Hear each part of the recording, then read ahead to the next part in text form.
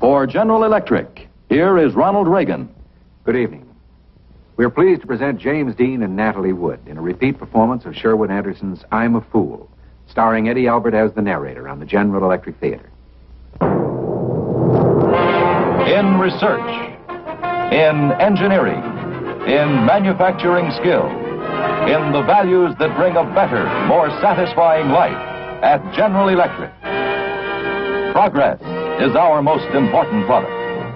In a moment, in answer to a great many requests, we'll present a film of a fine performance by James Dean in a General Electric Theater play. It was a performance that helped attract nationwide attention to his talent, and we present it as one of the landmarks in his progress toward the great roles of his brief career. Those of us who worked with Jimmy Dean carry an image of his intense struggle for a goal beyond himself. And curiously enough, that's the story of the boy he portrays tonight. Eddie Albert is the narrator, Natalie Wood the girl, in Sherwood Anderson's I'm a Fool. It was a hard jolt for me, one of the most bitterest I ever had to face, and it came about through my own foolishness, too. Even now, when let's see, what am I, 20 years older? Yeah, and still hanging around racetracks and horses.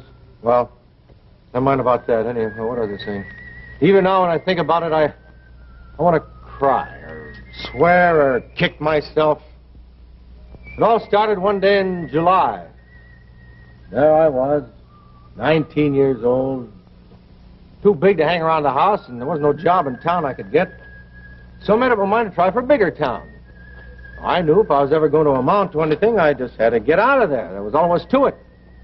Well, my sister Mildred, she stormed and scolded all that week before I left. My mother cried. I don't know why you can't stay here where everybody knows. Oh, please. If your father was alive... Ma, don't cry. I'm not crying. Mildred, make her stop crying. You better eat now, you hear? Yeah, I'm okay. You have to have a hot meal every single day. And you better write, too. Okay, Ma, I will. Better write me every single day what you had to eat. I will. You promise. Oh, Ma. I promise. He won't write. I will so. Ma, I'll write you every single day. Honest, I will. Well, this is it. And remember one thing. Yes, Ma. Clothes make the man. Put up a good front, the world is yours. I'm going to remember that. I really am. Well. Bye, Ma. Goodbye, son. Bye, Mildred.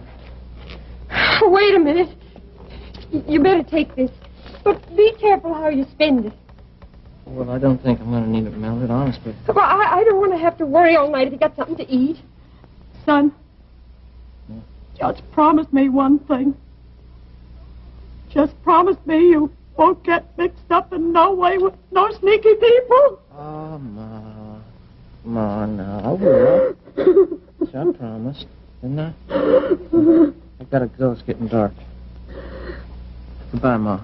Goodbye, son.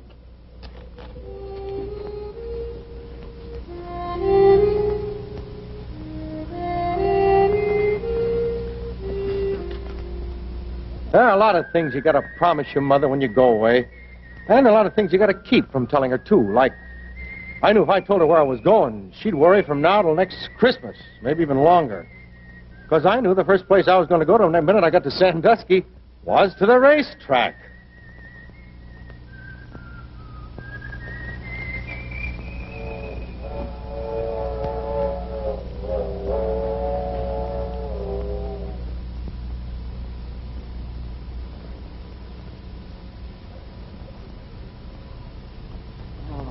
Hey, what are you doing here? Nothing. I was just... Well, I don't know. Well, don't you know better than to go fooling around here? Well, I didn't do nothing. I was just walking, that's That's all. a good way to get yourself shot, boy. I just got in town. I was looking for work. I thought maybe I could This find time of night? I just got off the train there. Well, you better get out of here. I can tell you that right now. I didn't mean nothing. Honest, I didn't. I just wondered maybe if I might get out. All right. What kind of work you looking for? I want to be a swipe. You know anything about horses? Well, sure. What? Oh, well, they, sometimes, well... I don't know. How you expect to get yourself a job around horses if you don't know nothing about them? Well, I guess I don't know too much about them, but, well, I like horses. In fact, I really love them. And I just figured if I could get some work, I thought, then I could learn. I could learn right offhand. I could... Well, what I thought was that maybe you could help me. Maybe you could tell me where I could find some. Yeah, you don't look none too strong, and that's the truth. You can't be too bright or you'd never want to be a swipe in the first place. Now, tell me, you know what a swipe does? He just cleans things up and, well, just helps around and all that sort of thing, I guess. Guess you don't even have a place to sleep tonight, do you? Well, see, I figured that I'd just, you know... Kind of what? Do you know I can just sleep just about any place? I can. I don't even care. I was going to sleep in them grandstands over there. On them hardboards? Why, you're the craziest boy I ever seen in my life. Now, look at that. All this talking's got her nervous. I told you got to keep it quiet around horses, boy. They got nerves like a young girl. Didn't I tell you that? Well, yeah. Well, no. No, you didn't tell me nothing. Well, I should have. Go on in there and get some sleep on that hay. I got to tell you everything. Now, we get up early in the morning around here, and I don't want to have nobody poking around all day with his eyes half closed. Well, go on, boy, if you're going. Thanks. Thanks an awful lot.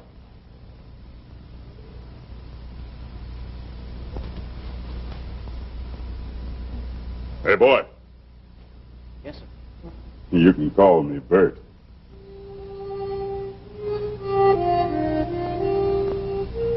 You know, sometimes I think that boys who was brought up regular, you know, in houses, and never had a fine friend like Bert, well, they go to high schools and colleges, that's true, but they've never come walking down in front of a grandstand. You know what I mean? Oh, what's the use of talking? Such fellas just don't know nothing at all. Well, of course, they had no opportunity. I did. Old Bert got me a job and everything. I guess he kind of liked me. I don't know why. But, well, never mind that. Anyway, I had this job, and that was fine, and I spent all my spare time with Bert, and he taught me lots of things. But the best of all was the times that Bert and me would hitch up a horse to a cart, you know. We'd go riding out in the country slow and steady like, oh, that was fun. Fun. Just riding along and singing, you know. Well, one day, I guess it was October, we was riding along like we always did, and I seen this girl. I guess that was about the beginning of my downfall.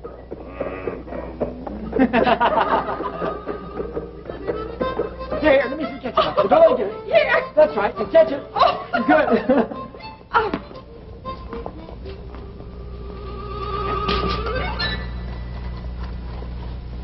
Thank you very much. I hope you haven't ruined your trousers. No, you couldn't ruin them. They're too old. Oh, well, here's something. No.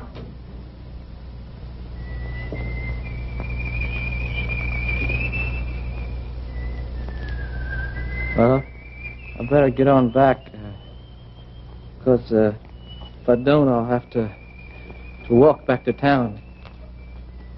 Thank you again.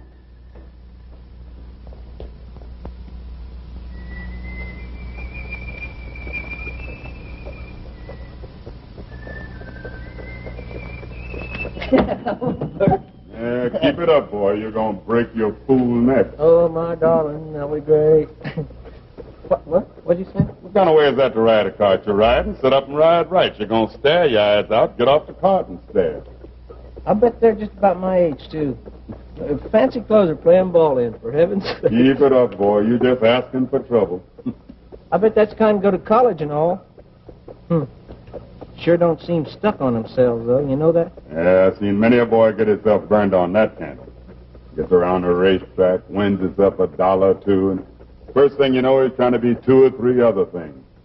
You better learn this, boy. You are what you are, and they are what they are. The look on your face when you seen that girl. You should have seen it, boy. Bert, I don't want you to call me boy no more. Oh, Bert was right. I knew he was right as soon as he said it, but I wouldn't listen to him. Not me. I want to get a new job now. Some fancy clothes and... what's the use of talking? I was about to do the biggest dumb fool thing in my whole life. Got me a new job, all right, taking care of some horses for a man who owned a teaming and delivery business here, and I saved my money and I bought myself a new brown derby hat and a stand-up collar. Well, I always say, put up a good front and the world is yours, you know? Anyhow, one day, I had about $40 in my pocket. I went into the West House. That's this big hotel where all the dudes was.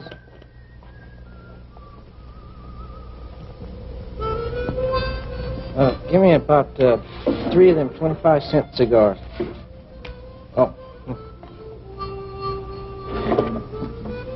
There's always a lot of horsemen and strangers and dressed up people from out of town, you know, hanging around the lobby in a bar, and so I mingled amongst them. But there was this dude. He had a cane and he had a Windsor tie. Oh, it made me sick to look at. Oh, I like a man to be a man, you know, and dress up, but not to put on such airs. Well, anyhow, I pushed him aside, a little rough, so he knew who I was, you know.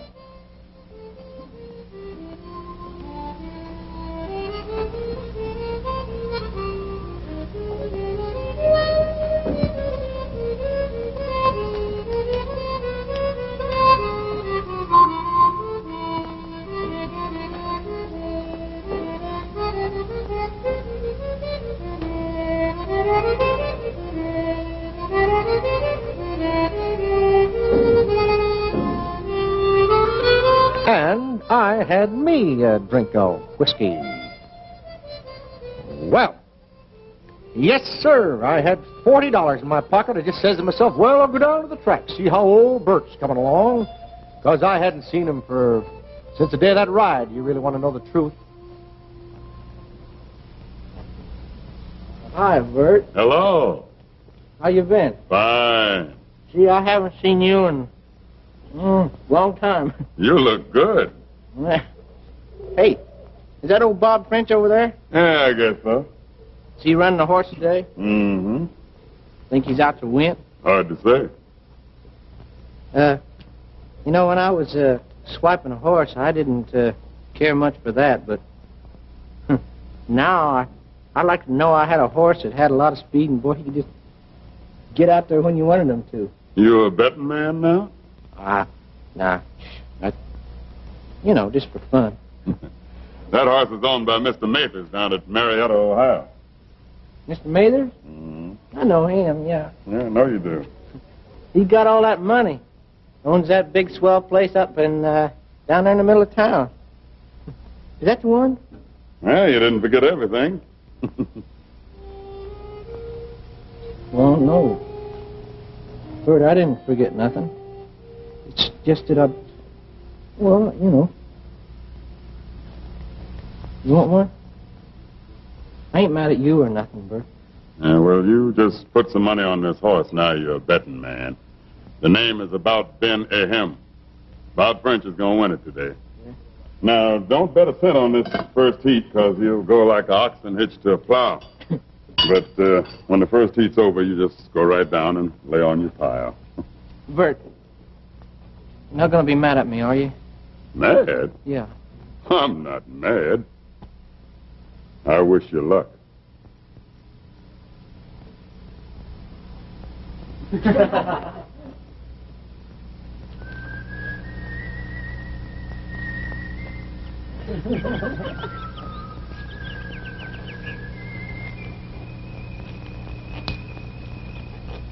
Hello. Hello. This is Miss Eleanor Woodbury, my best friend, and my brother Wilbur. This is... I'm sorry, but I don't seem to... Well, Mathers. Yeah, Walter Mathers. I'm from Marietta, Ohio. Oh, you're from out of town, too. Yeah. So are we. We just came down for the day to visit Miss Woodbury. Oh, won't you join us, Mr. Mathers? Oh, we have a box in the grandstand. Well, I usually watch the races right from here. See, I told you. People who know what they're doing never go near the grandstands. Here's where you get all the inside information. Isn't that right, Mr. Mathers. Walter Mathers. Do you have a lot of inside information, Mr. Mathers? Well, I guess you would say a lot of information. Yeah. I'm afraid we don't have any information. In fact, none of us have ever been to the track before. Well, in this next race, there's this horse. About Ben of him. He's, well, if I were you folks, I wouldn't put a cent on him in this first heat, because he's probably going to run like a oxen hitched to a plow. Yeah. Well, anyway, after this heat's over, though, I'd get right down there, and I'd lay on my pile. I don't know what come over me. I guess it was their swell names and everything got me off my trolley, but I couldn't make her out for a boob, could I? Anyway, first thing I knew, I was telling all three of them the smashingest lie you ever heard. My father owns that horse. Yes, sir. He just lets him out to Bob French for racing purposes. See, my family's proud, and they never went into racing in this way with their own name. You know what I mean? And then I went the whole hog. I told them about our place down at Marietta and the big stables and the grand brick house up on the hill overlooking the Ohio River. Well, I knew enough not to do it in no bragging way, you understand. What I did was to start things off and then let them drag the rest of it out of me. Oh, I told them my father had suspected maybe this Bob French wasn't on the square, you understand, and he had sent me down from Sandusky on the sly to find out what I could. Well, anyhow, up come this first heat, and sure enough, this about Ben Aham, he pulled up in a back stretch like he was a wooden horse or a sick one anyhow, and he come in to be last. Well, do we bet now? Hey, would you mind running down and putting this on for me, too? I don't want to go down there because I figure I don't want Bob French to see me. Oh, sure. I want to bet some of my money, too. Well, I wouldn't put on too much because this Bob French, he's, I wouldn't trust him too much. Well, if you're going to bet, Walter. Walter, that was a laugh. No, I really mean, what a boob I am. There ain't any such guy like named Walter Mathers, and there never was one. And if there was one, I'd go right down to Marietta tomorrow and I'd shoot him. Because that fool horse won. That just made things worse. Now this Wilbur is inviting me to dinner with them all in some little place they knew about by the railroad track with a beach around it and all. And sure enough, there I was, drinking champagne and all. Oh, but to tell you the truth, I don't think I could tell you a thing I ate. I mean, I just didn't taste nothing. And I don't think Lucy did either. We just sat there looking at each other. All I could think about was that train coming at 10 o'clock and it getting later and later and she having to be on it. And I just had to tell her the truth, who I was, before she got in that train. I just wanted to cry. You know, there's a girl, kind of a girl you meet just once in your life, and if you don't get busy and make some hay, well, you're done for once and for all. You might as well jump off a bridge. They give you a kind of a look from inside of them somewhere, and no, it ain't vamping. But what it means is you want this girl to be your wife, and you want nice things around her, like flowers and swell clothes and all, and you want her to have the kids you're going to have, and you want good music played and no ragtime. When it happens all of a sudden. You're just standing there and you kind of turn to each other, both of you, and you're in love. Not her and Walter Mathers, because there ain't any such guy, but her and me. Me. And it ain't because of that lie that I told her about my father and all that, neither. I know. There's a way you can tell. But, gee, I just had to tell her who I really was before she got in that train. I mean, I had to.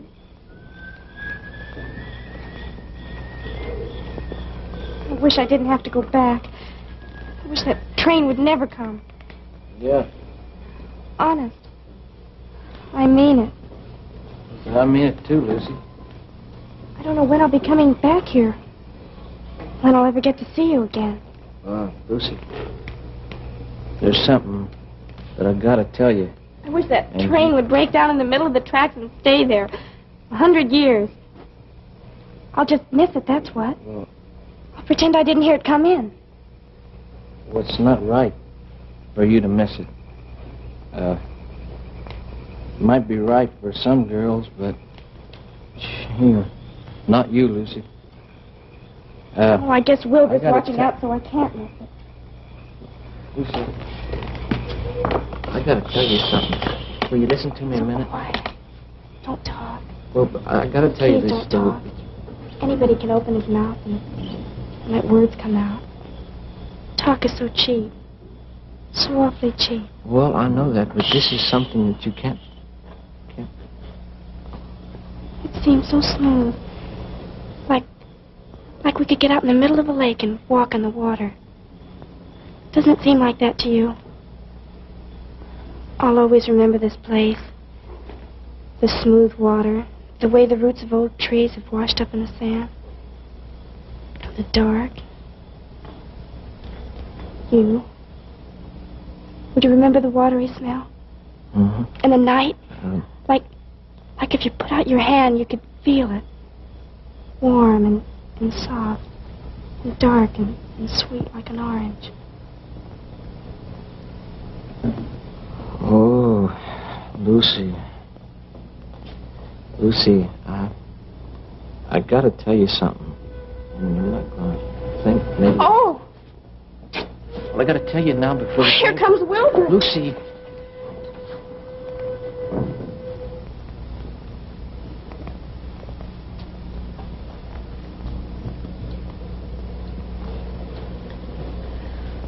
Oh, Lucy. I know what you want to tell me.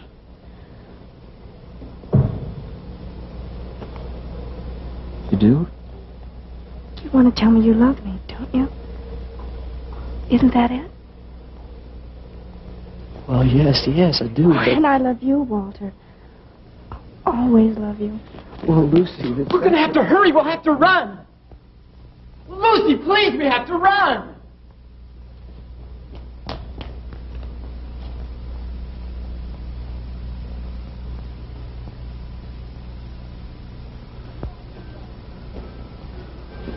Come on, hurry up. It won't be long because you're right.